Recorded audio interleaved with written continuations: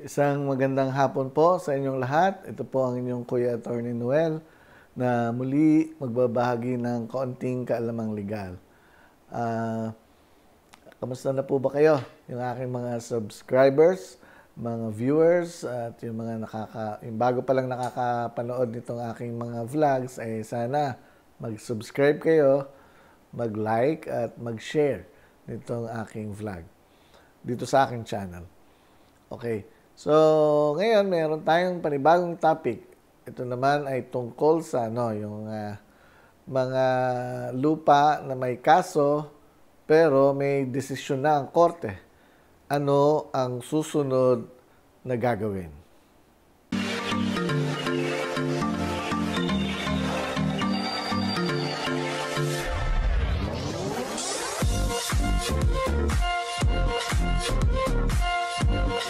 Okay, so meron tayong panibagong topic ngayon. Yun nga, yung kung halimbawa ang lupa ay may kaso pero meron nang naging desisyon ng korte, ano nang dapat isunod na gagawin?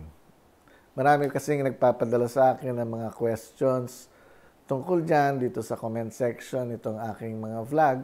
Kaya minarapat ko pong yan naman ang maging topic ko ngayon. Okay, alam niyo po kasi, pag ang lupa ay may kaso, usually ang ginagawa niyan ay yun nga, nagrereklamo sa korte, either nag-uumpisa o nag-start yan sa municipal trial court at or regional trial court. Depende po kasi sa merong jurisdiction ang municipal trial court at regional trial court with regard to yung kaso tungkol sa lupa. Okay. Hayaan nyo na lang na ang mga lawyers ninyo ang magsabi sa inyo niyan. Pero, merong mga kaso nagsisimula sa municipal trial court. Ngayon, nag-hearing, pagkatapos ay nagbigay ng desisyon ng korte.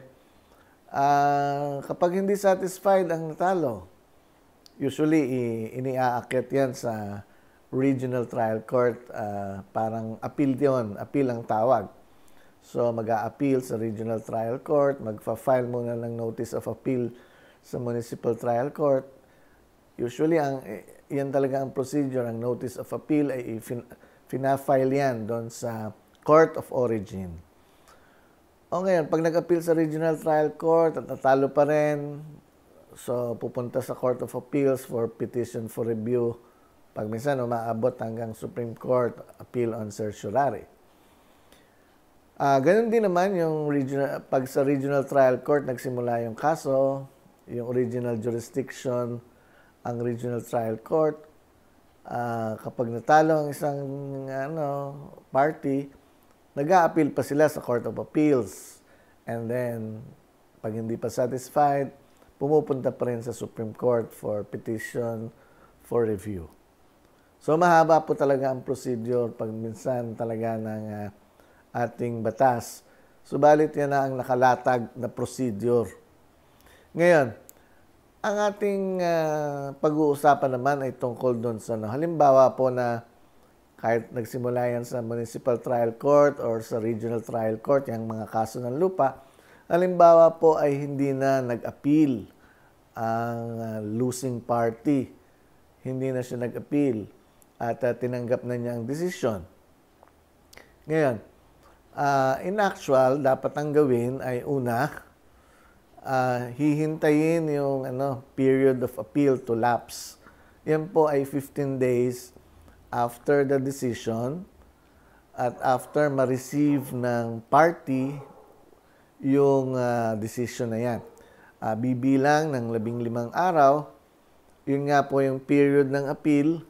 At kapag walang appeal na dumating o ginawa ang natalong party, yan po ang pwede na pong ang lawyer niya ay magmo-motion for yung entry of judgment or certificate of finality. Okay. Ngayon, kapag nakapag-issue na po ng entry of judgment or certificate of finality, ang lawyer po dapat ninyo yung dating yung abogado nyong na-hire during the original case, ay dapat gumawa din ng tinatawag na motion to issue writ of execution na. I-execute na yung naging desisyon ng korte. So, pag na-file yun sa court, ang gagawin po ng huwes dyan ay mag-i-issue na siya ng tinatawag na writ of execution at yun ay iuutos niya sa kanyang sheriff para i-execute na yung decision. So, kung ano man ang naging desisyon, pupunta ng sheriff yung losing party and kung ano man ang nakalagay sa execution, yon ang gagawin niya. Opo, so, yan yung simpleng procedure pag yung nanalo na yung kaso sa lupa at i-execute na natin. Okay, ngayon. Sa papel naman, ay halimbawa kasi nagkakaso sa lupa, usually ang mga lawyers niyan, lalo na involved ang titulo ng lupa, nagpapatatak yan ng tinatawag na notice of lispendence doon sa titulo na nasa Register of Deeds. Basta't may kaso yung lupa, ang lawyer niyan automatic nagpapatatak ng notice of lispendence doon sa title in the possession of the Register of Deeds. Ngayon, kapag kumuha ka ng certified true copy niyan, may nakatatak yan ang notice of lispendence. Anong ibig sabihin nun? Merong pending litigation ang lupa. Merong laban sa korte ang lupa. Ngayon, nagkaroon na nga ng desisyon ng korte, pagkatapos ay hindi nag-appeal ang losing party, nagkaroon ng certificate of finality or entry of judgment. Kapag yan ay nakuha na ng lawyer ninyo, meron ng desisyon, meron ng certificate of finality, entry of judgment, pupunta sa Register of Deeds, pero ang Register of Deeds, i-require kayo na gumawa ng petition to cancel lispendence. Yung petition na yan ay hindi na po sa korte yan. Yan ay isasubmit na lang natin sa Register of Deeds. Ano po bang nakalagay sa petition na yan? Petition to cancel lispendence. Siyempre, kayo bilang petitioner na dapat kayo ay party doon sa naging kaso at kayo ang winning party doon sa naging kaso, ilalagay yon. You are the petitioner, pagkatapos, and at the same time, the party, the winning party in that case, o one of the parties in that case, ilalagay ang yung personal circumstances. Pagkatapos, isasite din sa petition na yun na nagkaroon na ng decision na ganito at nagkaroon na ng certificate of finality na in-issue ang court. Isasite din dyan yung na yung notice of lispendence ay nakatatak pa noong ganitong panahon dahil nagkaroon nga ng kaso ang lupa. So ngayon, pag nalagay na ang desisyon, na ilagay na yung certificate of finality sa petition, pwede na po yung i-file sa Register of Deeds at yun ay ipoproseso ng Register of Deeds. Maybe it will take around 3 weeks to 45 days para nila ma-issue o para nila ma-cancel yung notice of lispendence. Sapagat ang alam kong ginagawa dyan ng Register of Deeds, kaya medyo ganun din ang period na ina-allot nila to cancel yung notice of lispendence ay sapagat bine-verify pa nila yon sa korte. Yung decision at yung certificate of finality, chinecheck pa po nila yun sa korte. Meron silang mensahero dyan. Checkin sa korte kung ito nga ay valid at genuine decision coming from the court. Ngayon, pag napatunayan nilang ganun, verified sa court, okay naman.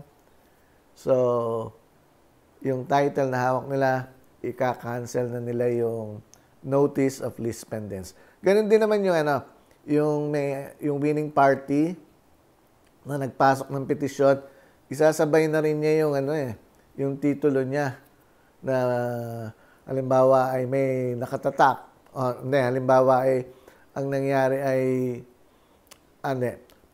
dahil merong nakatatak na notice of lispendence do sa certified true copy ng RD, doon sa title na hawak ng RD, kailangan din ipasok muna ng petitioner yung kanyang title sa Register of Deeds bago ma-cancel yung notice of lispendence na nakatatak doon sa titulo naman na hawak ng Register of Deeds. Okay. So, yan po sana ay maintindihan natin, maliwanagan tayo sa ganyang mga sitwasyon na lalo na yung mga nasa ganyang sitwasyon ngayon. Opo. Okay, so hanggang dito na lamang. Marami pong salamat sa inyong lahat at magkita-kita tayong muli sa susunod kong vlog.